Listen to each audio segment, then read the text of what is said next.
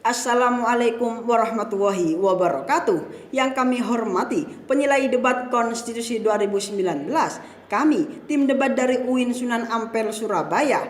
Saya Wahidur Royhan selaku pembicara pertama, Helga Nurmilasari selaku pembicara kedua, dan Yogo Risnandri selaku pembicara ketiga. Pada kesempatan kali ini kami akan mempresentasikan hasil daripada artikel ilmiah kami yang berjudul Urgensi Keanggotaan DPD yang Bebas dari Anggota Partai Politik. Undang-Undang Dasar Negara Republik Indonesia tahun 1945 melalui pasal 1 ayat 2 telah menegaskan bahwa kedaulatan berada di tangan rakyat dan dilaksanakan menurut Undang-Undang Dasar. Pasal ini mengisyaratkan bahwa terdapat dua ketentuan mendasar dalam ketatanegaraan di Indonesia. Yang pertama merupakan legitimasi dari sistem demokrasi yang dianut oleh Indonesia. Artinya bahwa rakyatlah yang memiliki kekuasaan tertinggi dalam kedaulatan suatu negara. Yang kedua, kedaulatan ini dilaksanakan menurut Undang-Undang Dasar. Maknanya bahwa kedaulatan ini bukan berarti dilaksanakan secara langsung oleh rakyat, melainkan melalui sistem perwakilan yang dianut oleh Undang-Undang Dasar. Hal inilah yang kemudian melahirkan Dewan Perwakilan Daerah sebagai langgam perwakilan daerah dalam mewujudkan demokrasi dan praktik ketatanegaraan yang berpihak pada kepentingan daerah. Sejatinya, keberadaan Dewan Perwakilan Daerah adalah untuk mewadahi keterwakilan yang berbeda antara pusat dan daerah, sekaligus memberikan mekanisme check and balances bagi setiap kebijakan yang berkaitan antara pusat dan daerah. Latar belakang inilah yang kemudian menghendaki proses perekrutan Dewan Perwakilan Daerah yang dilakukan melalui jalur perseorangan, sehingga konsep keterwakilannya adalah pure territorial representation. Berbeda dengan DPR yang proses pencalonannya melalui pintu partai politik, sehingga konsep keterwakilannya adalah political representation. Akan tetapi, maksudnya unsur partai politik dalam lembaga DPD merupakan reaksi daripada tidak dimuatnya unsur non-parpol dalam Undang-Undang Nomor 8 Tahun 2012 dan Undang-Undang Nomor 7 Tahun 2017, sehingga menimbulkan perspektif bahwa DPD lebih bercorak partai politik daripada daerah keterwakilannya. Oleh karena itu, penguatan karakteristik DPD yang sebagai teritorial representasi yang harus bebas dari ikatan politik partai dinilai sangat penting dalam rangka pelaksanaan demokrasi lokal yang stabil. Hal inilah yang kemudian coba kami telaah sebagai suatu reaksi persinggungan antara hukum dan politik yang sedang terjadi di negeri ini. Setidaknya terdapat 3 poin utama yang mendukung kedudukan kami untuk tetap menyetujui keanggotaan DPD yang harus bebas dari anggota partai politik. Yang pertama, menutup entry point konflik kepentingan antara partai politik dan daerah. Yang kedua, kembali kepada original intent pembentukan DPD sebagai keterwakilan daerah. Dan yang ketiga, penerapan daripada teori deliberatif demokrasi melalui mekanisme perwakilan. Penguatan karakteristik DPD melalui pembebasan unsur parpol dalam tubuh DPD merupakan bagian dari constitutional engineering agar kepentingan daerah mampu terakomodasi dalam ranah kepentingan nasional.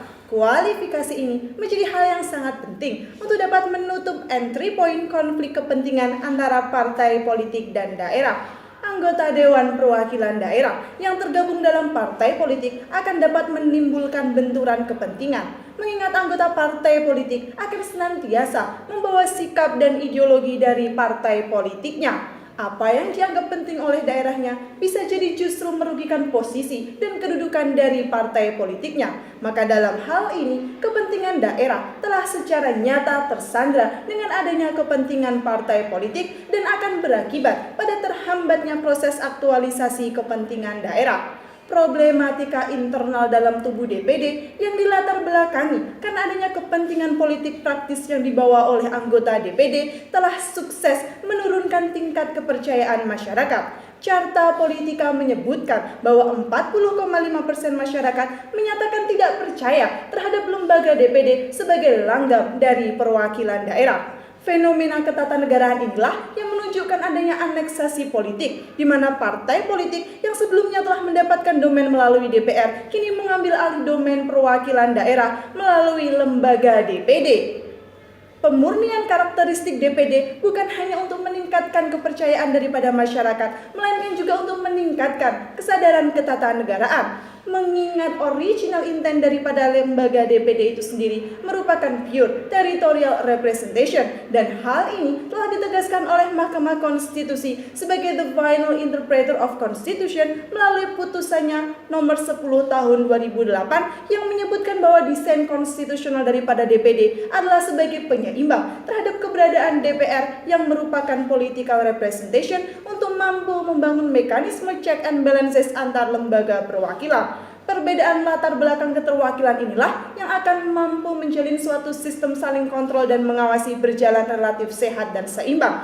Hal ini juga sejalan dengan asas kontekstualisme, expressio unius exclusion alterius, di mana manakala suatu konsep telah diterapkan dalam suatu hal, maka konsep tersebut tidak dapat diterapkan dalam hal lain.